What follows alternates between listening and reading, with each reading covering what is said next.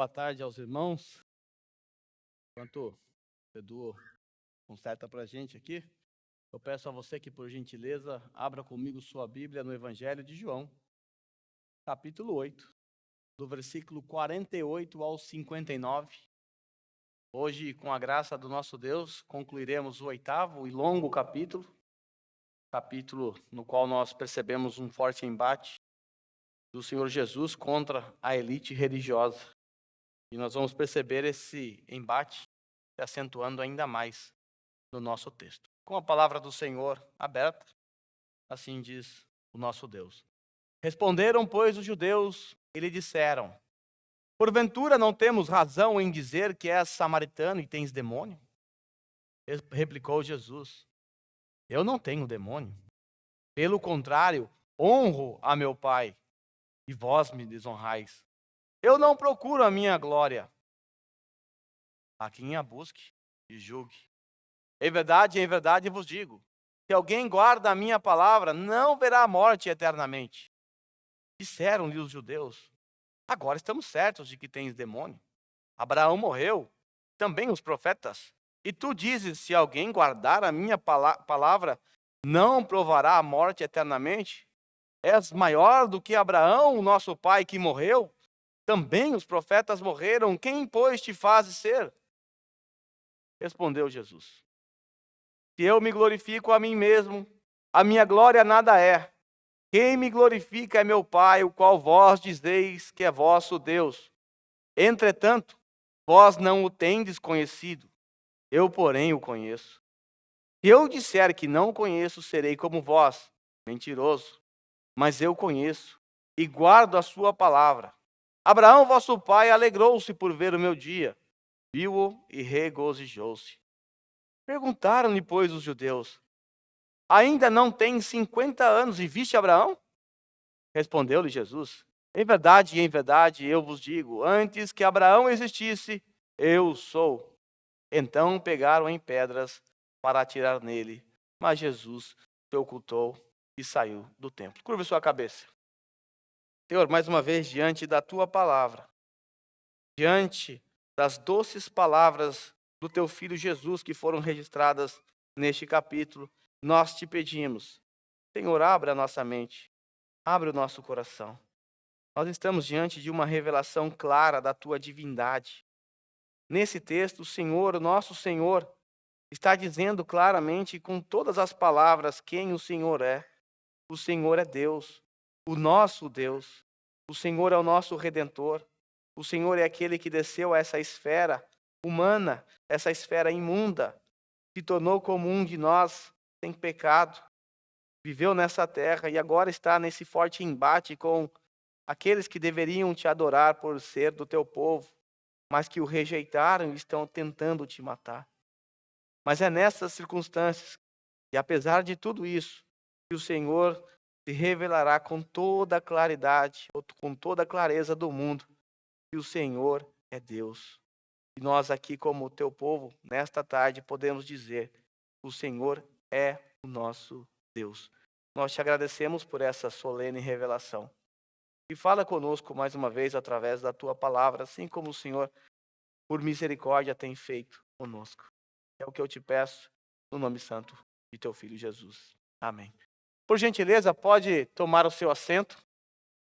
Meus irmãos, nós temos acompanhado o clima tenso entre Jesus e a alta elite religiosa ao longo dos capítulos 7, capítulo 8. Também veremos isso no capítulo 9, capítulo 11, até a morte do nosso Senhor Jesus Cristo. Mas desde que nós entramos no 7º capítulo, que relata a história de Jesus na festa dos tabernáculos ou festa das cabanas, nós temos visto essa tensão entre Jesus e a elite religiosa se acentuando cada vez mais. Os religiosos, eles se incomodam com a pessoa de Jesus. Eles estão irritados com a pessoa de Jesus porque eles simplesmente não conseguem explicar os seus milagres. E olha que não são poucos. Quando nós lemos o capítulo 2, no finalzinho lá do capítulo 2, é registrado que Jesus realizava muitos sinais miraculosos. Estou me referindo a isso no primeiro ano de ministério de Jesus. Ele não parou, ele o tempo inteiro estava curando pessoas, e a alta elite religiosa eles não conseguiam sequer explicar. No capítulo 9, o Senhor Jesus vai curar um cego. E eles serão questionados pelo próprio cego e pelo povo. Vocês não conseguem explicar isso. Vocês não conseguem dar a razão do porquê eu era cego e agora eu enxergo. Mas um fato é que ele me curou.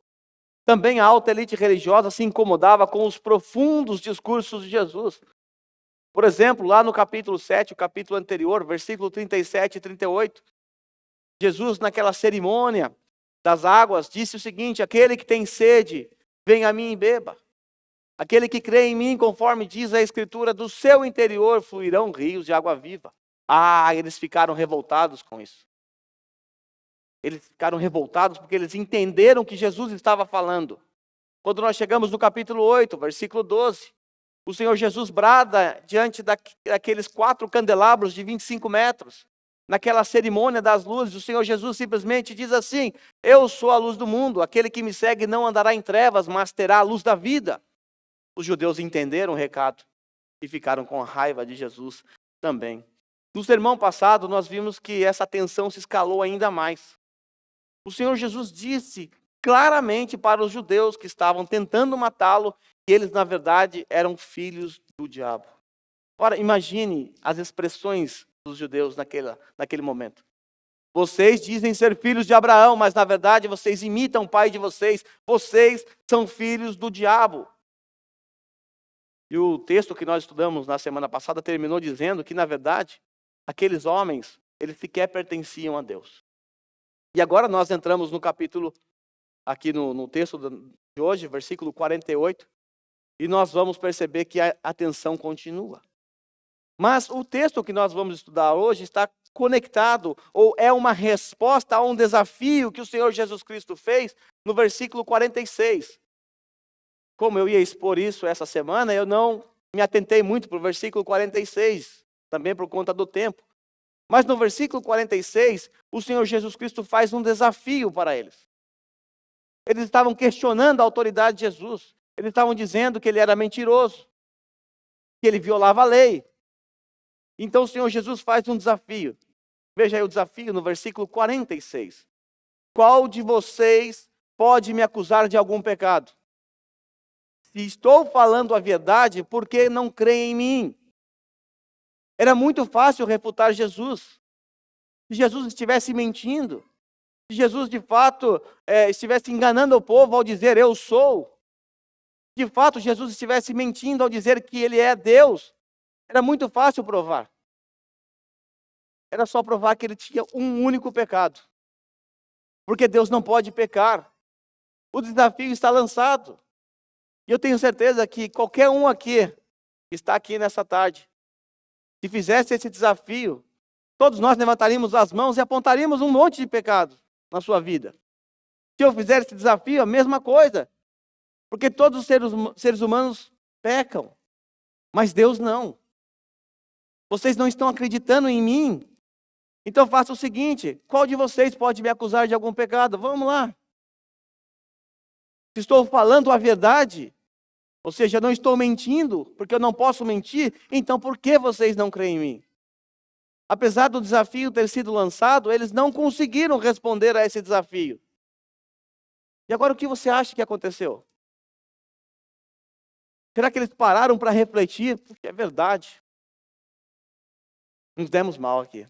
Precisamos reconsiderar os nossos pensamentos acerca desse homem. De fato, olhando para a vida dele, já estamos quase no 3º ano do seu ministério. Até agora não conseguimos apontar um único pecado. Uma única mentira.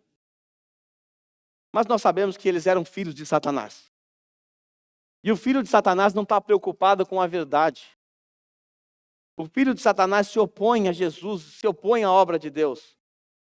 Essas duas perguntas aqui, feitas por Jesus, encurralaram os religiosos. Jogaram eles na parede. E agora nós vamos olhar para o texto e vamos ver como eles reagiram. Como as pessoas reagem hoje, geralmente, quando elas se sentem encurraladas, quando os seus argumentos acabam, quando elas não conseguem dar uma resposta, quando questionadas. Geralmente, hoje, as pessoas partem para o ad hominem. Atacam a pessoa. Esquece o debate de lado, deixa o debate de lado, esquece e passa a atacar a pessoa.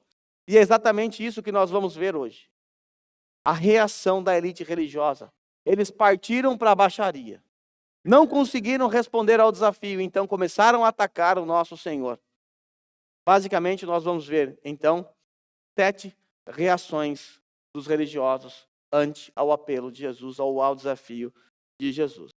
Então, me acompanhe aqui, a primeira reação está no versículo 48 e 52a. Eles partiram para a ofensa. Ofenderam a pessoa de Jesus abertamente. Veja só. Primeiro versículo 48. Responderam, pois, os judeus, e lhe disseram: porventura não temos razão em dizer que és samaritano e tens demônio? Essa foi a resposta. Vocês podem provar que eu tenho pecado? A resposta é: você tem demônio e é um samaritano. Nós sabemos que chamar alguém de samaritano era uma ofensa para aqueles tempos. Hoje, chamaríamos de corintiano também, sei lá. Naquela época, você não chamava um judeu de samaritano, a não ser que você quisesse ofendê-lo. Nós sabemos que havia uma rixa entre judeus e samaritanos, por conta de uma miscigenação que aconteceu. E os judeus sequer passavam pela Samaria. E quando nós chegamos no capítulo 4 de João, nós percebemos o espanto daquela mulher samaritana. Como sendo tu, judeu, vem aqui a mim, uma mulher samaritana, e pede água? E João acrescenta ali um comentário: os judeus não se dão bem com os samaritanos, ou não tomam no mesmo recipiente. Ela ficou espantada, porque normalmente um judeu dava a volta, aumentava a sua rota em cerca de 100 quilômetros para não passar por Samaria, porque eles se odiavam. Então, quer ofender um judeu? Chame ele de samaritano. Você é um samaritano. Ah, é que nem xingar a mãe, né? Na nossa infância era assim, partia para cima. Era algo extremamente ofensivo. Mas a ofensa não parou por aí. Isso já foi ofensivo demais. Eles chamaram também nosso Senhor de endemoniado. Veja o versículo 48 ainda. Responderam, pois, os judeus e lhe disseram: porventura não temos razão em dizer que és samaritano e tens demônio? Aí você corre lá para o versículo 52. Após Jesus dizer que aquele que crê nele não verá a morte, ou terá a vida eterna, não passará pela morte, eles então disseram assim: agora estamos certos de que tem demônios. Está falando que quem seguir, obedecer a tua palavra não vai morrer. Abraão morreu, os profetas morreram, tem demônio, só pode ter demônio para falar uma coisa dessa. E essa não é a primeira vez que eles chamam Jesus de endemoniado. Quando nós estudamos lá no capítulo 7, onde Jesus mostra a intenção dos religiosos em matá-lo, Jesus afirma: vocês estão procurando me matar. E eles, na maior hipocrisia, disseram: não, o que é isso? Você está endemoniado, quem aqui está querendo te matar? Ninguém está querendo te matar. E agora nós vamos ver que no final desse texto, no último versículo, eles pegaram em pedras para matar Jesus.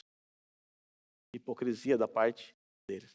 Mas nós estamos diante de um pecado terrível. Eles estão blasfemando contra Deus. Eles estão chamando o Filho Santo de Deus de endemoniado. De alguém conduzido ou seguido por demônios. Ou manipulado por demônios. Endemoniado também era uma maneira de chamar a pessoa de louca.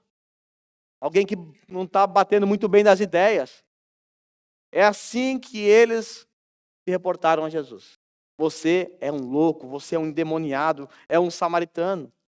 Porque o que você está dizendo parece loucura. Nenhum homem em sã consciência diria o que você está dizendo. Você está possuído. Jesus estava claramente nesse texto dizendo quem ele é. Ele é Deus. Eu sou. Essa é a expressão que ele vai usar aqui. E diante dessa afirmação só existe duas possibilidades mesmo. Ou Jesus é um louco, bateu a cabeça, não sabe o que está falando, é um lunático. Ou de fato ele é o próprio Deus.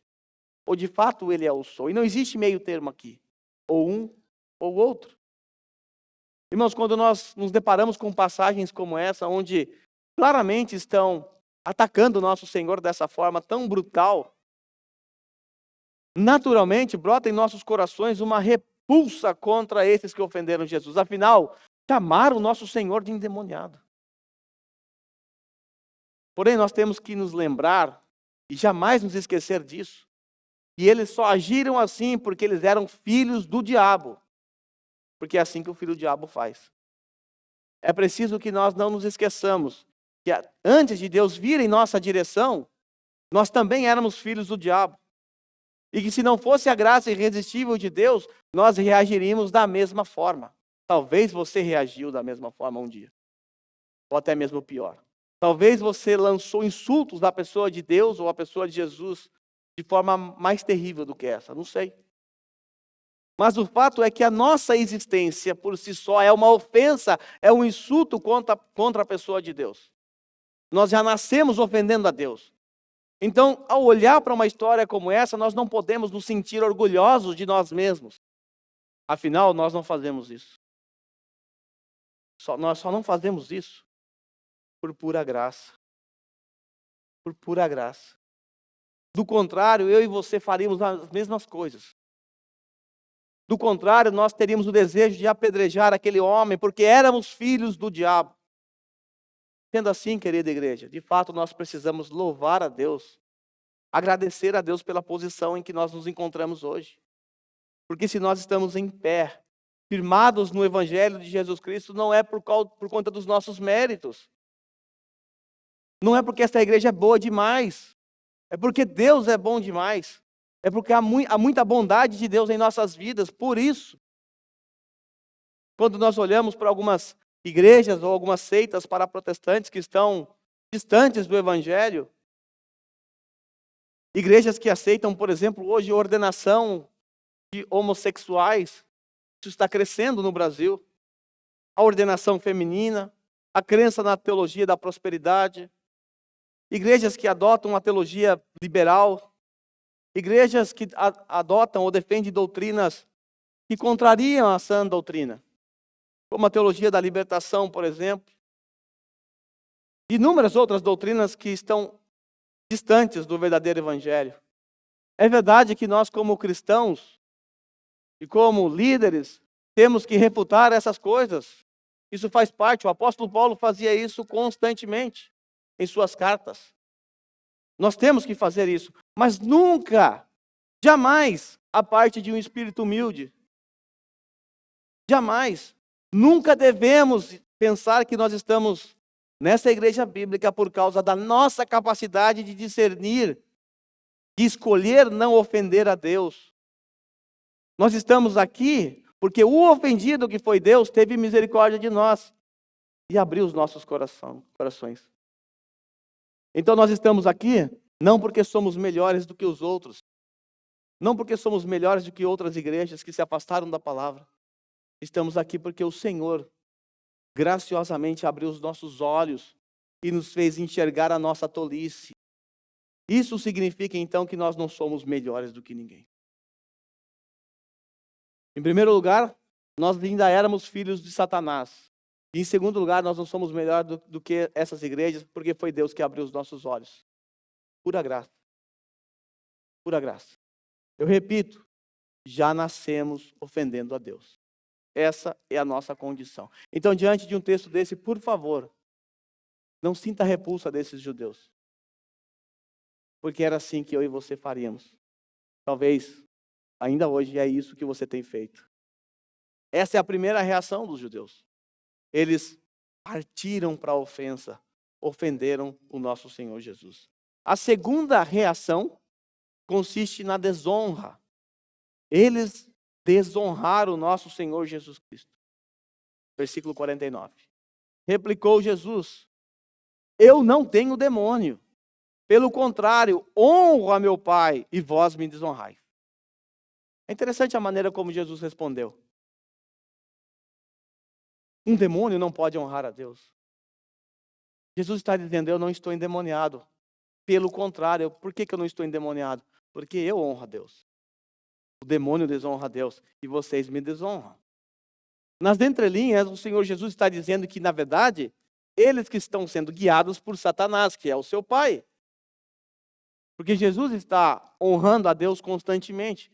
Eles estão desonrando o Filho de Deus. E ao desonrar o Filho de Deus, estão automaticamente desonrando o nosso Senhor Jesus Cristo.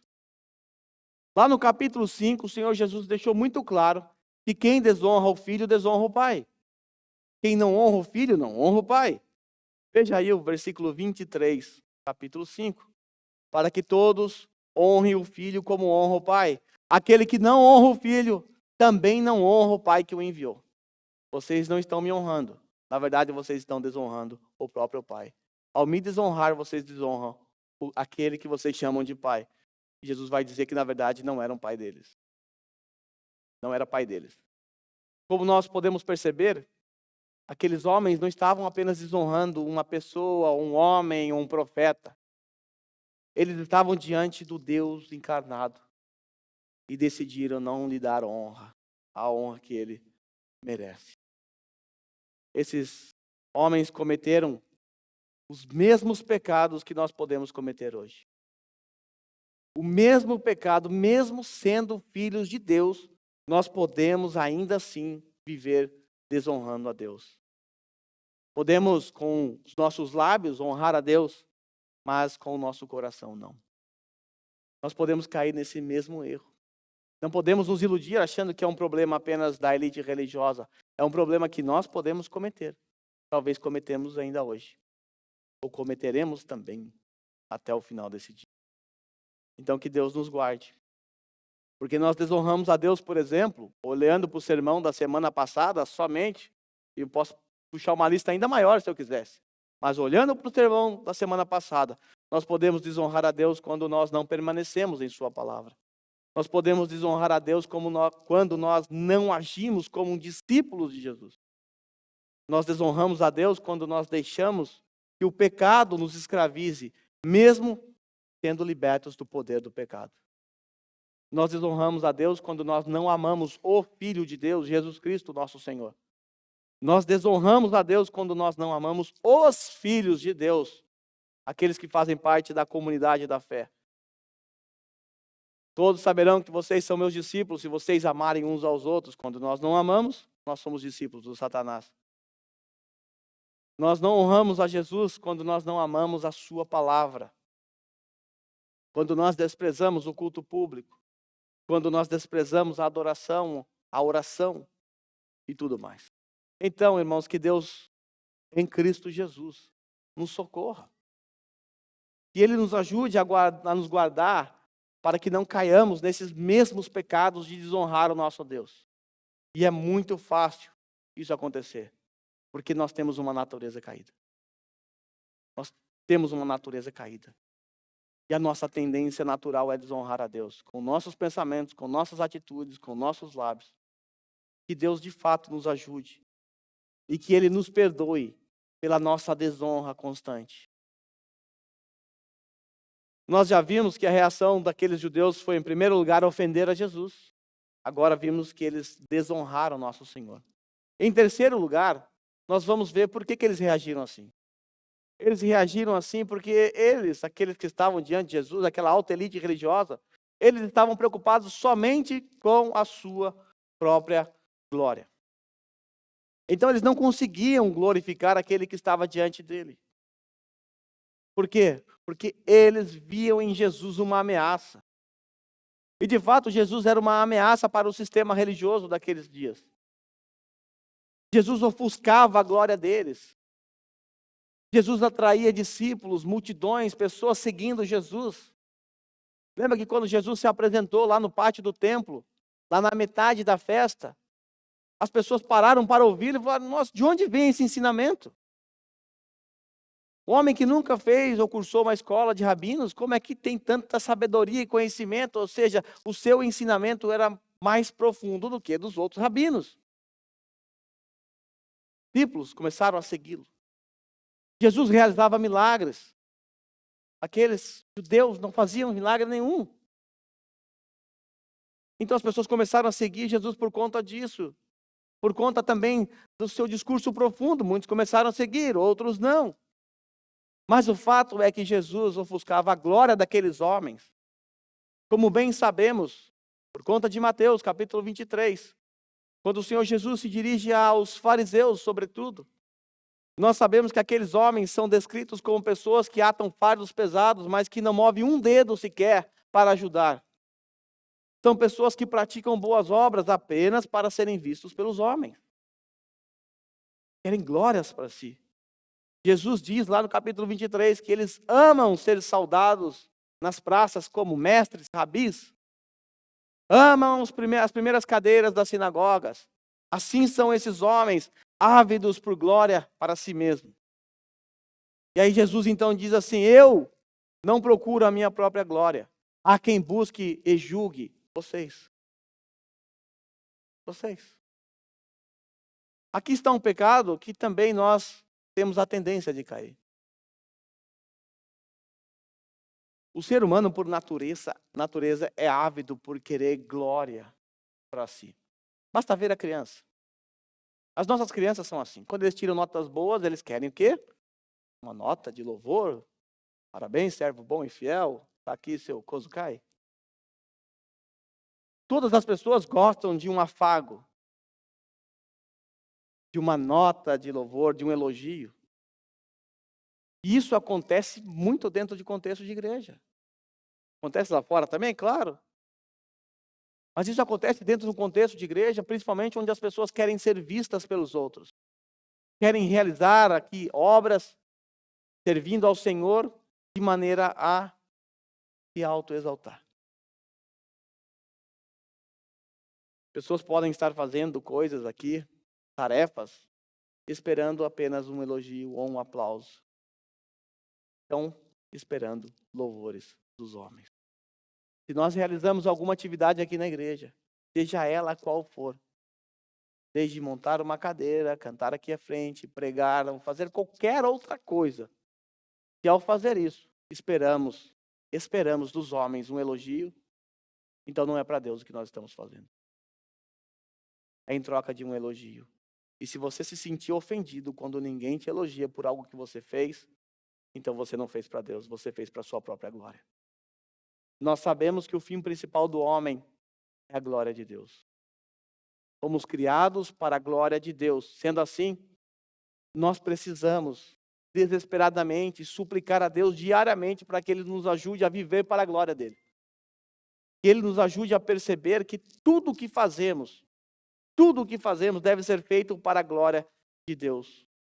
Afinal, quer comais, quer bebais ou façais qualquer outra coisa. Comer e beber, ou qualquer outra coisa. Fazei tudo para a glória de Deus.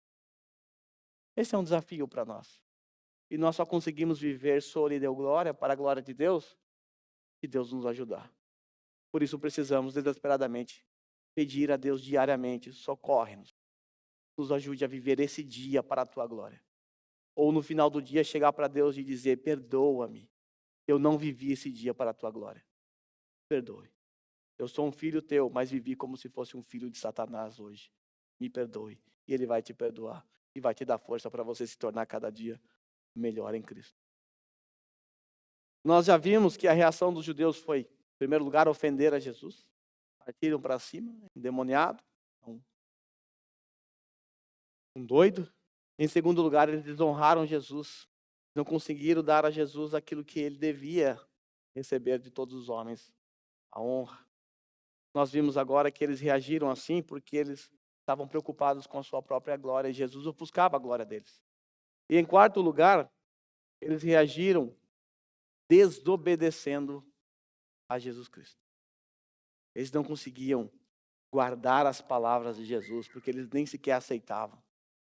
Na semana passada nós vimos algumas das características de um verdadeiro filho de Deus. Você deve se lembrar muito bem.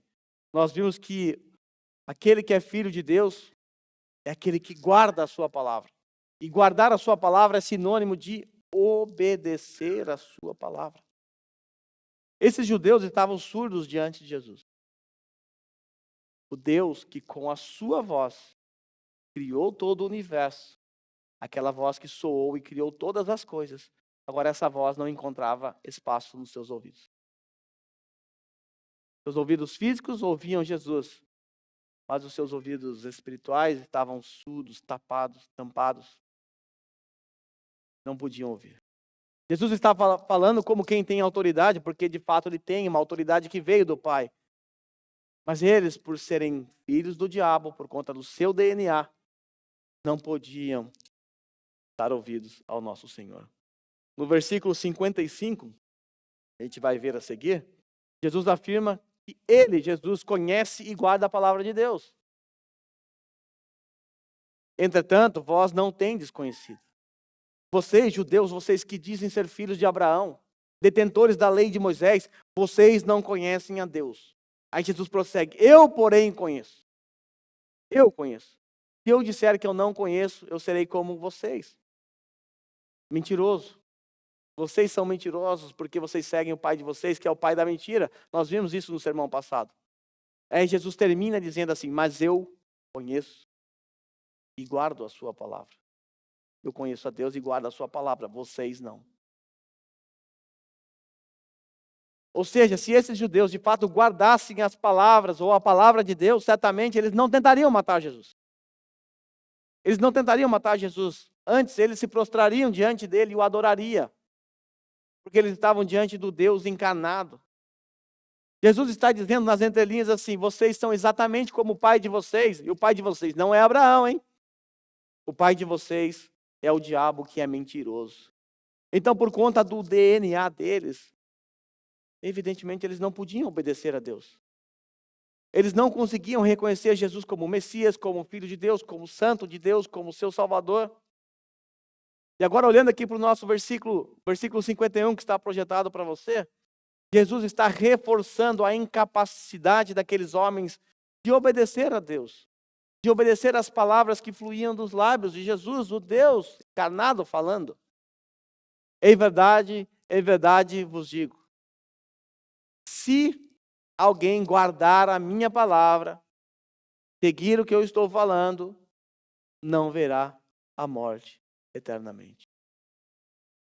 Nós encontramos nesse verso tanto uma promessa quanto uma sentença condenatória.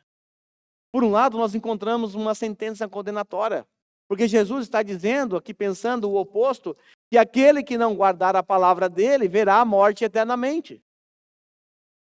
Morrerá eternamente. Isto é, aqueles que em vida, nessa vida, permanecer distante da palavra de Deus, dando com os ombros para ela.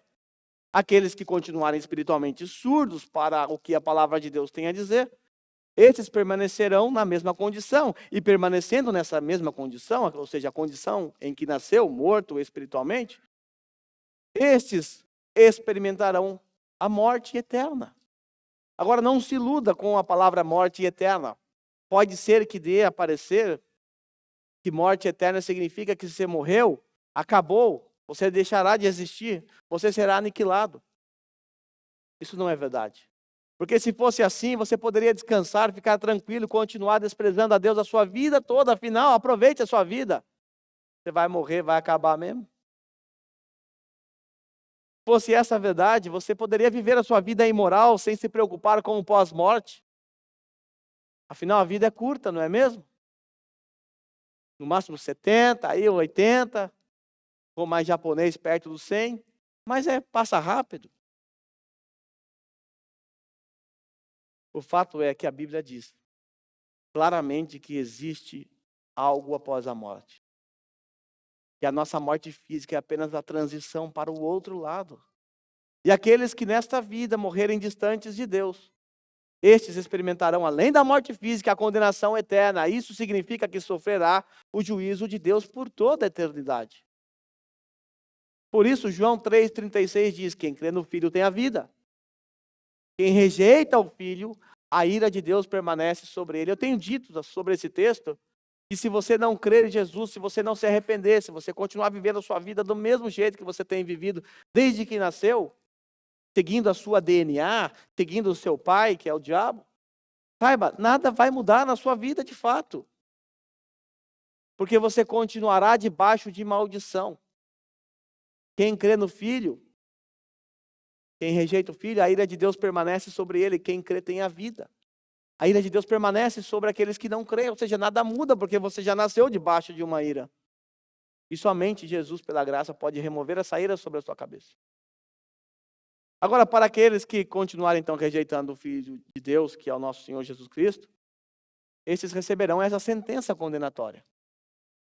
Porém, por outro lado, aqueles que não são mais filhos do diabo, aqueles que creram em Cristo, aqueles que se tornaram discípulos de Jesus, e por isso, serem discípulos, permanecem na palavra de Jesus, obedecem à palavra de Jesus, porque ama Jesus, ama a sua palavra, para os tais, há uma linda promessa.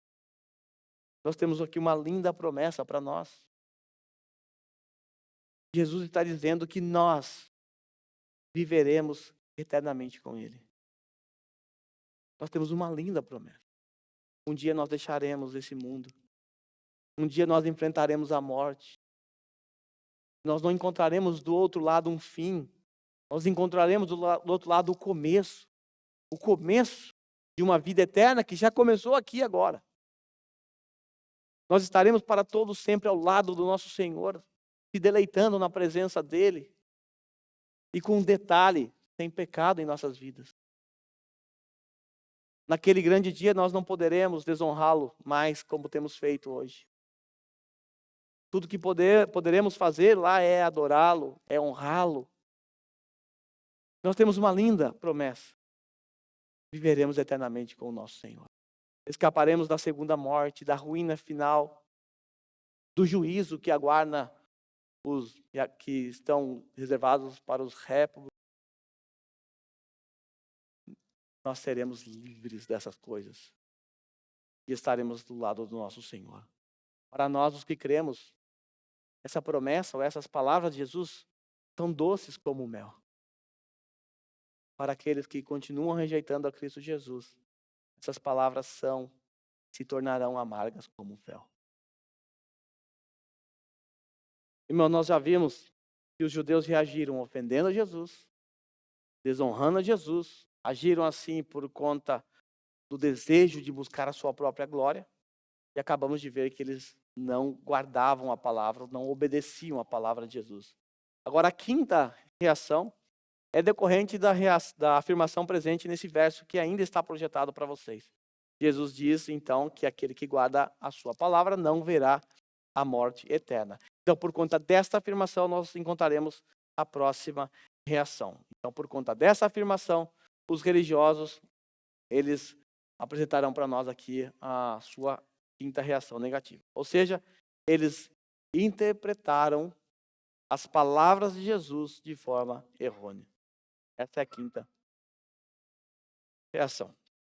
Eles não entenderam ou não quiseram entender as palavras de Jesus. Essa é a quinta reação. No versículo que está diante de nós, fica claro mais uma vez, porque essa não é a primeira vez. Mais uma vez que aqueles religiosos interpretaram as palavras de Jesus de forma errada.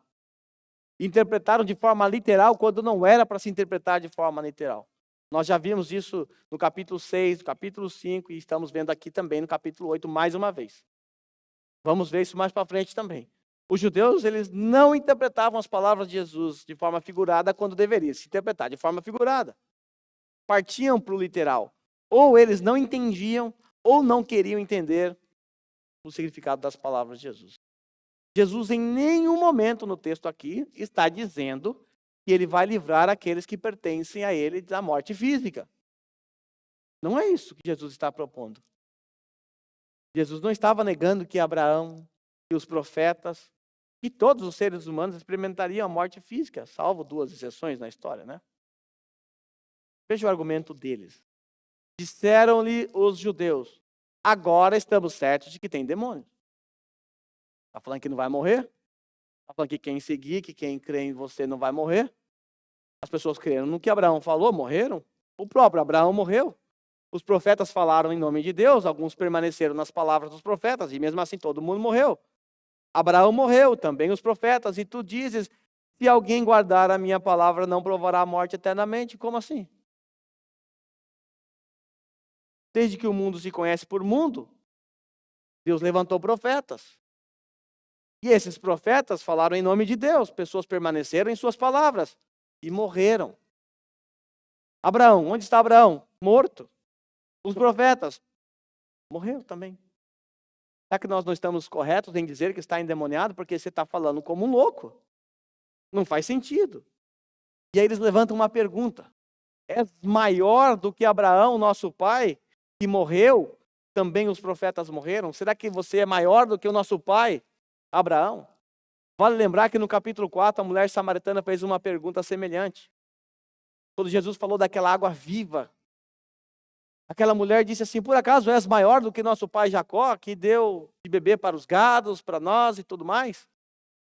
A resposta para aquela mulher é sim, ele é maior do que o seu pai Jacó. E a resposta é a mesma aqui. De fato, Jesus é maior do que o seu pai Abraão. Ele é maior. Na verdade, ele é o Criador e Senhor de Abraão. Aí respondeu Jesus. Eles fizeram uma outra pergunta. Quem, pois, te fazes ser? Ou seja, quem você está achando que você é? O que você está querendo dizer com isso? Claramente, Jesus estava afirmando a sua divindade. Eles nem precisavam fazer essa pergunta, mas fizeram.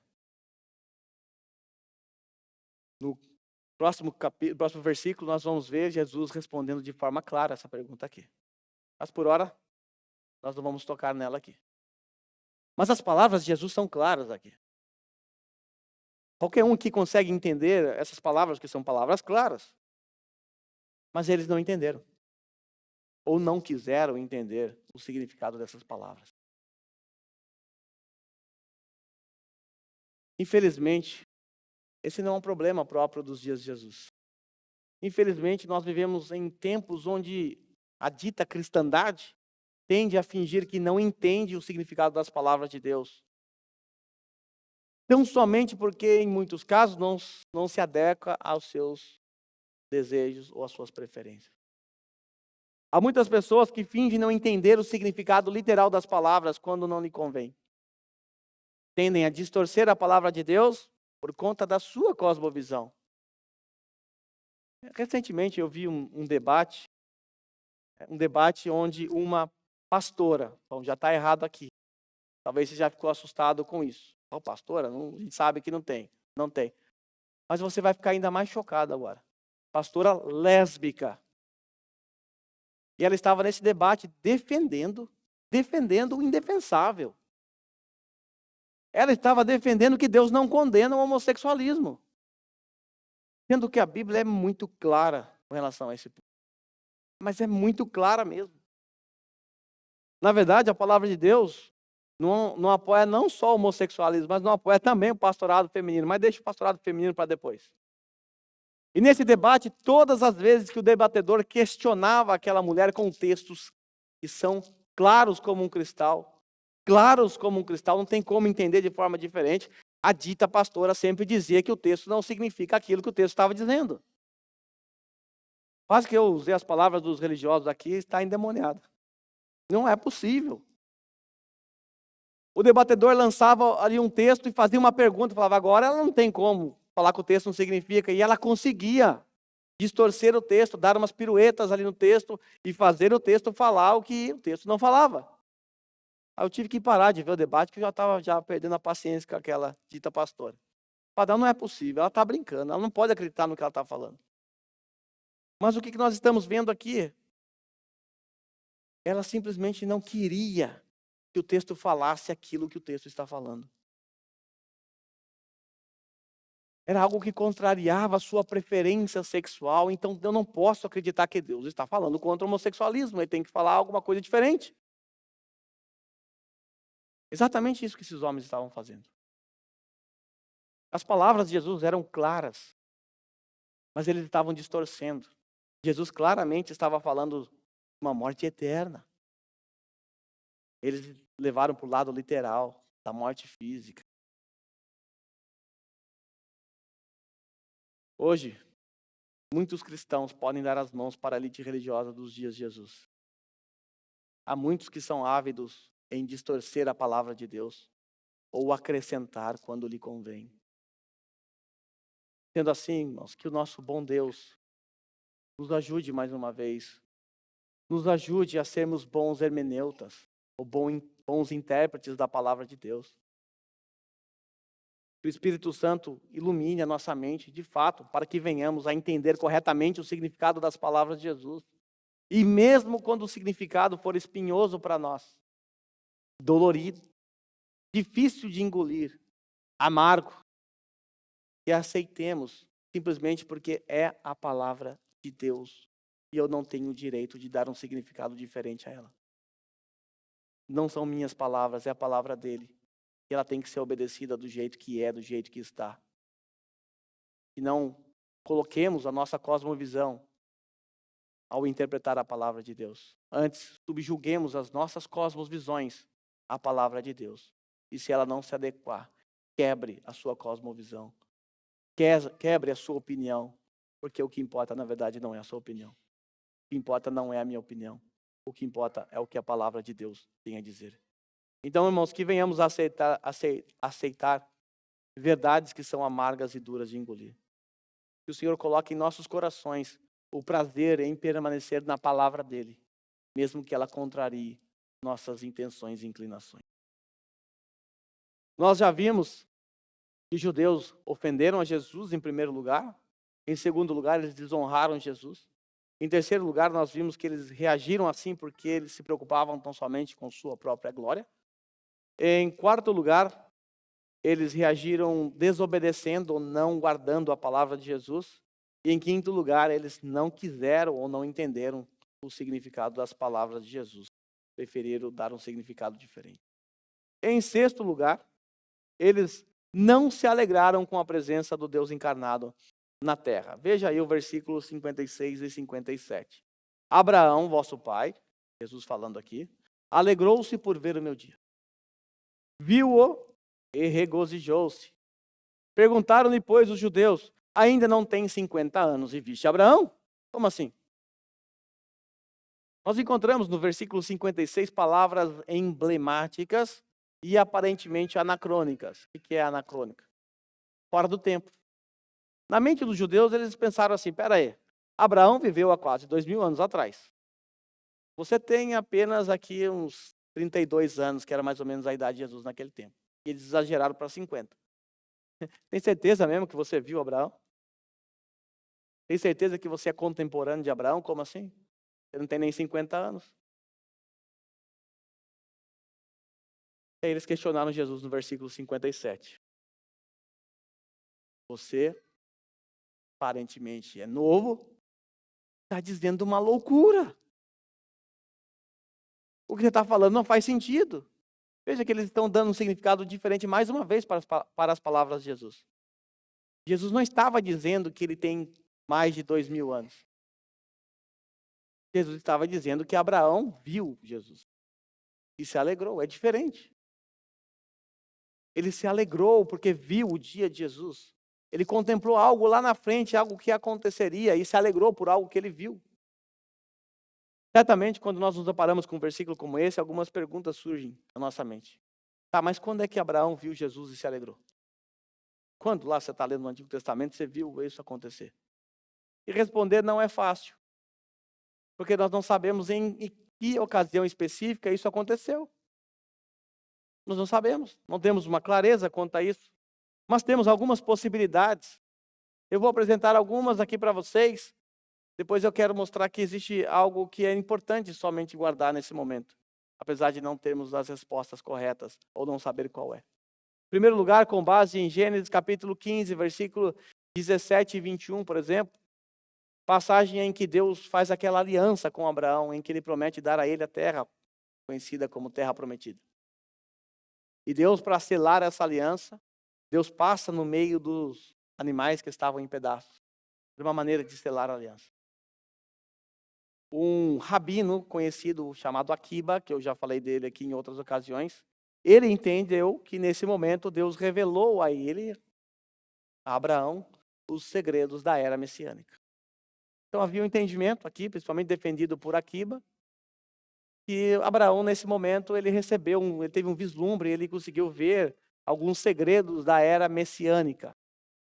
Outros acreditam ser uma referência às palavras de Abraão a Isaac, quando estava a caminho do sacrifício. O Isaac olha e falou assim, olha, estou vendo cutelo, estou vendo madeira, estou vendo tudo, mas cadê o bicho? Cadê o animal? Cadê o cordeiro? Aí Abraão responde assim, Deus mesmo há de prover É que o Jeová Jirê, né? Deus mesmo há de prover o cordeiro para o holocausto, meu filho. Então, alguns entendem que nesse momento o verdadeiro sacrifício estava sendo pré-anunciado a Abraão. Outros, como Filon, por exemplo, entende que se trata do riso de Abraão quando soube que seria pai. Porque a raiz da palavra Isaac, né, significa riso. Então, esse riso, ele entendeu que era isso, mas isso não faz o menor sentido, na verdade. Porque Abraão riu porque ele era velho mesmo. E era impossível ter um filho naquela idade. É por isso que ele riu. Outros entendem que Abraão se alegrou quando Isaac, que significa riso, como eu falei para vocês, nasceu. Alegria, nasceu o filho da promessa. E alguns entendem que por conta disso, através daquele menino, a promessa que Deus fez de abençoar todas as nações havia dado start. E a gente sabe que essa promessa desembocou na pessoa de Cristo. Ainda há outras posições, o tempo não permite e também é irrelevante para a gente nesse momento. O fato que eu quero pontuar para vocês aqui é que os inimigos de Jesus não ficariam ofendidos por atribuir a Abraão um conhecimento da era futura. Para eles isso não era problema. Eles entendiam, até os rabinos entendiam que o Abraão havia, de alguma forma, em algum momento da história, recebido informações ou revelações acerca da era futura, a era messiânica. Para eles isso não era problema. Muitos judeus aceitavam essa ideia de que Abraão recebeu de antemão informações. O fato de Abraão ter recebido um lampejo sobre a era messiânica, de maneira nenhuma incomodou ou incomodava os religiosos. Mas o que causou o desconforto? O que causou o desconforto foi a maneira como Jesus se expressou. Se Jesus tivesse dito assim: Abraão, pai de vocês, regozijou-se em ver a era messiânica, eles diriam: isso aí, Jesus, estamos juntos. É isso mesmo, agora eu concordei. Nisso eu concordo. Mas não foi isso que Jesus disse. Jesus disse assim: Abraão, vosso pai, alegrou-se por ver o meu dia. Ele está dizendo claramente que ele é o Messias. Ele viu o meu dia, ele viu o momento em que eu estaria aqui nessa terra, como o Messias.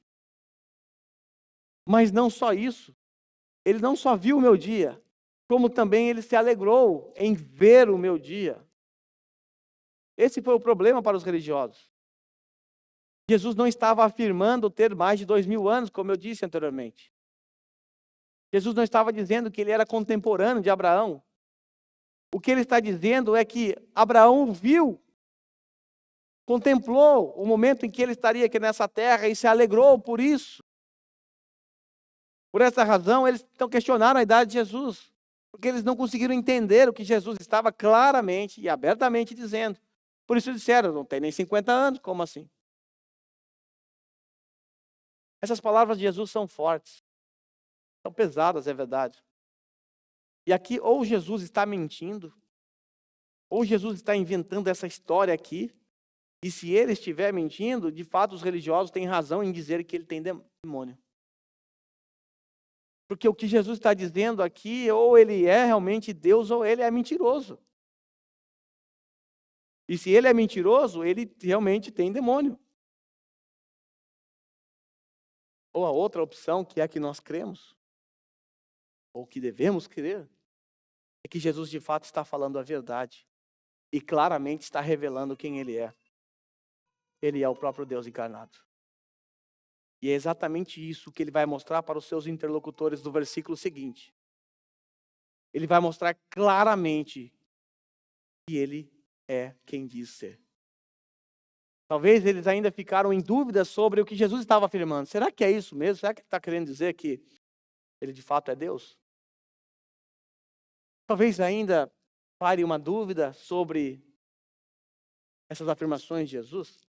Mas no versículo 58, todas as dúvidas cairão. E até mesmo os judeus entenderão e reagirão da pior maneira possível. Eles tentarão matar o nosso Senhor Jesus e nós entramos na sétima reação. Por conta da resposta de Jesus, então, os religiosos ficaram tão irados, mas tão irados, que eles lá no versículo 59, pegaram em pedras para matar Jesus Cristo. Agora eles tentaram matar Jesus de verdade. Mas o que Jesus respondeu de tão grave para eles se ofenderem assim? Até agora eles respeitaram a lei romana. Porque como nós já aprendemos, os judeus não podiam executar a pena capital. Isso competia a Roma. Roma é que tinha que julgar, condenar e executar. O judeu não podia fazer isso. Agora a raiva foi tanto que eles pularam o processo judicial de Roma, chegaram a pegar as pedras que estavam no pátio dos templos para matar Jesus. E se eles assim fizessem, eles seriam penalizados com a morte, porque violaram uma lei romana. Mas eles estavam com tanta raiva que eles nem se importaram com isso. Mas o que Jesus fez de tão grave para ofendê-los? Veja as palavras de Jesus. Em verdade vos digo, antes que Abraão existisse, eu sou. Quando Jesus falou isso, eu consigo imaginar a expressão, a raiva, o ódio, aqueles homens mordendo os lábios de tanta raiva. Porque Jesus agora está dizendo com toda a clareza do mundo, de forma que até mesmo os filhos de Satanás não podem negar o significado de suas palavras. Antes que Abraão existisse, eu sou. Jesus não somente viu Abraão, mas Jesus vem antes de Abraão. E não somente isso, Jesus é aquele que criou Abraão. E não só isso, Jesus é aquele que criou todas as coisas, conforme nós vimos no capítulo 1, versículo 1, 2 e 3. No princípio é aquele que era a palavra estava com Deus, a palavra era Deus. Todas as coisas foram feitas por intermédio dele, e sem ele nada do que foi feito teria sido feito. Jesus é o criador de todas as coisas, inclusive de Abraão, inclusive de Moisés, inclusive de toda a natureza, de todo o universo. Foram palavras fortes. E eles olharam então para Levíticos capítulo 24, versículo 16, e por conta desse texto, eles identificaram na pessoa de Jesus uma blasfêmia. E a lei manda apedrejar aqueles que blasfemam. Diz assim em Levíticos 24, 16, aquele que blasfemar o nome do Senhor será morto. Toda a congregação o apedrejará. Eles entenderam claramente o que Jesus estava dizendo. Você está dizendo que é Deus, isso é uma blasfêmia. Nenhum homem pode dizer isso. Mas era exatamente isso que Jesus estava dizendo. Não por ser um blasfemo, mas por ser o próprio Deus encarnado. Queriam apedrejar Jesus, porque agora eles entenderam.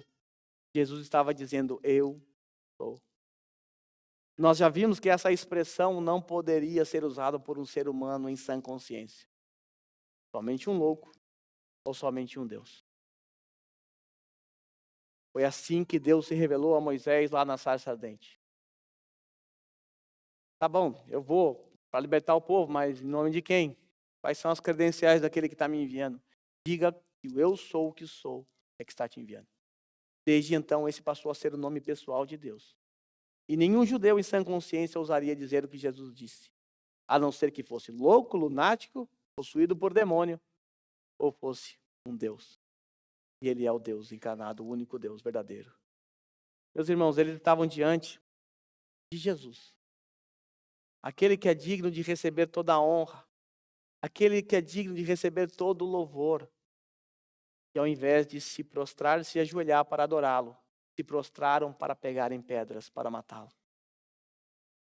Eles estavam diante daquele que tem todo o domínio, daquele que tem todo o poder. Eles estavam diante daquele que tem tudo aos seus pés. Eles estavam diante daquele que é rei sobre nós, nosso Senhor Jesus Cristo. Que oportunidade eles perderam, meus irmãos. Eles perderam uma grande oportunidade, eles estavam diante do Deus encarnado na sua frente. Eles contemplaram com seus próprios olhos, eles viram. Eles podiam tocá-lo, mas eles decidiram, por conta da sua DNA, não adorá-lo. Talvez nesse momento você pense agora, puxa, eu gostaria tanto de hoje ter a oportunidade que eles tiveram. Eles tiveram uma grande oportunidade, mas não aproveitaram. Se eu estivesse lá hoje, eu renderia a ele louvores. Eu me prostraria, eu cantaria diante dele. com todo o meu coração, porque Ele é o meu Deus. Então, meus irmãos, não desperdice essa oportunidade. Apesar de você não vê-lo, apesar de você não estar lá nesse momento, nesse fato histórico que nós estamos estudando, saiba, Jesus, o mesmo Jesus está aqui. O mesmo Jesus está aqui. Você só não vê, mas Ele de fato está aqui. E Ele é o único alvo da nossa adoração quando nós nos reunimos todo domingo. Então não desperdice também a sua oportunidade de adorá-lo. Nós estamos diante do nosso Deus em adoração todos os dias. Inclusive hoje, no domingo, dia do Senhor. Sendo assim, eu quero pedir a você nesse momento que você se fique em pé, que você fique em pé. Nós vamos louvar ao Senhor nesse momento. Nós vamos louvar ao Senhor através de uma linda canção que é chamada de Recebe a Honra. Então nós teremos a oportunidade de, como filhos de Deus, mais uma vez render louvores ao nosso Deus Jesus Cristo.